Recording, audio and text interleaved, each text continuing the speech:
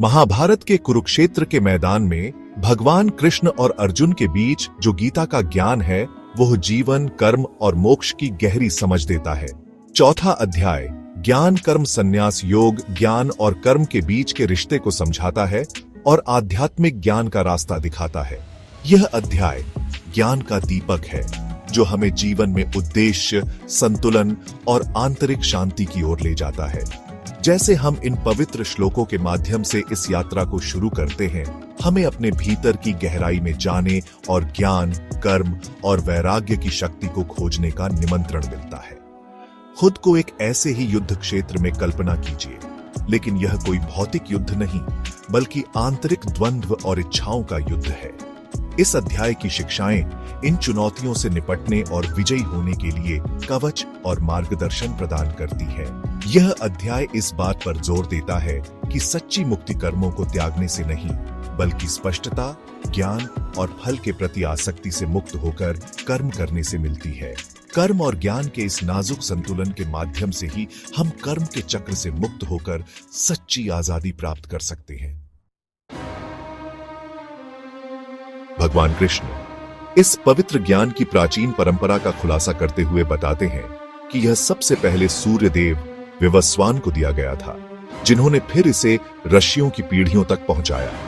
लेकिन समय के साथ अज्ञानता और समय बीतने के कारण यह ज्ञान दुनिया में खो गया।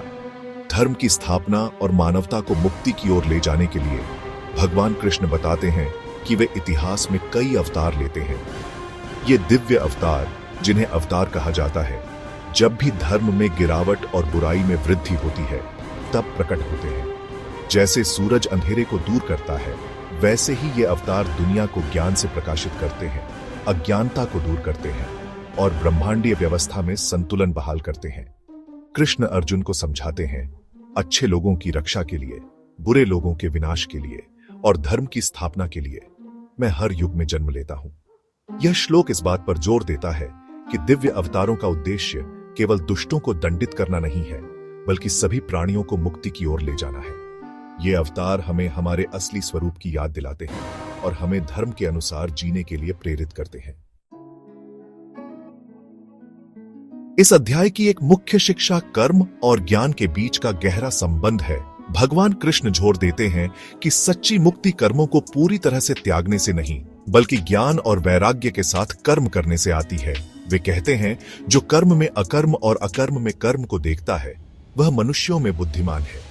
यह विरोधाभासी कथन कर्म और अकर्म दोनों की वास्तविक प्रकृति को समझने के महत्व पर प्रकाश डालता है। कर्म में अकर्म का अर्थ है फल की आसक्ति के बिना कर्म करना, जबकि अकर्म में कर्म का अर्थ है मन की आंतरिक गतिविधि, जो शरीर के आराम करने पर भी जारी रहती है। भगवान कृष्ण समझाते हैं कि कर्मों के फल के प्रति आसक्ति हमें कर्म के चक्र में बांधती है, जबकि वैराग्य हमें मुक्त करता है। वे हमें ईश्वरीय इच्छा के प्रति समर्पण की भावना के साथ अपने कर्तव्यों को पूरा करने के लिए प्रोत्साहित करते हैं, यह जानते हुए कि परिणाम अंततः हमारे नियंत्रण में नहीं है। इस अध्याय में भगवान कृष्ण ज्ञान यज्ञ यानी ज्ञान के त्याग के महत्व पर भी प्रकाश डालते हैं।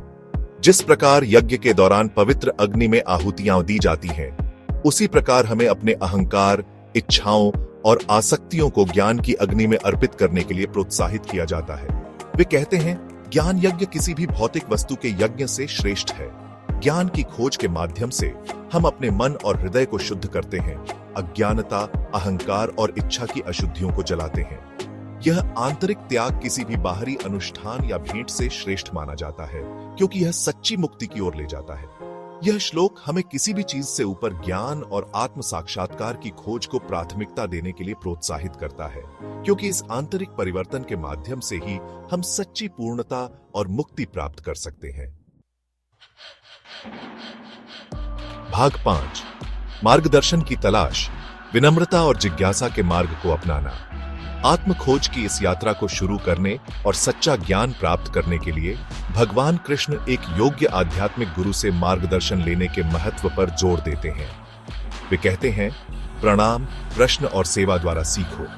जिन्होंने सत्य को देखा है, वे तुम्हें ज्ञान सिखाएंगे। गुरु के पास जाने में विनम्रता आवश्यक है, क्योंकि सीखने की सच्ची इच्छा के माध्यम से ही हम उनके ज्ञान को प्राप्त करने के लिए खुद को खोलते हैं। ज्ञान की वास्तविक प्यास के साथ जिज्ञासा हमें शिक्षाओं में गहराई से उतरने और उनके छिपे हुए अर्थों को जानने में मदद करती है। भक्ति और निस्वार्थता के साथ गुरु की सेवा हमारे हृदय को शुद्ध करती है और हमें उनकी कृपा प्राप्त करने के लिए तैयार करती है। यह श्लोक विनम्रता, ईमानदारी और सीखने की सच्ची इच्छा के साथ आध्यात्मिक पथ पर चलने के महत्व पर प्रकाश डालता है। इन्हीं गुणों के माध्यम से हम मार्गदर्शन प्राप्त करने और सच्चा ज्ञान प्राप्त करने के लिए आवश्यक परिस्थितियां बनाते हैं। भाग 6 ज्ञान का फल, सीमाओं से परे जाकर सच्ची आजादी को अपनाना। इस अध्याय में वर्णित ज्ञान का फल जन्म और मृत्यु के चक्र से मुक्ति, सर्वोच्च शांति की प्राप्ति और दिव्य प्राणी के रूप में हमारे वास्तविक स्वरूप की प्राप्ति है। भगवान कृष्ण कहते हैं, जिसने ज्ञान प्राप्त कर लिया है वह शीघ्र ही परम शांति प्राप्त कर लेता है। जब हम ज्ञान में स्थिर होते हैं तो हम अब अपने अहंकार की सीमाओं या अलगाव के भ्रम से बंधे नहीं रहते।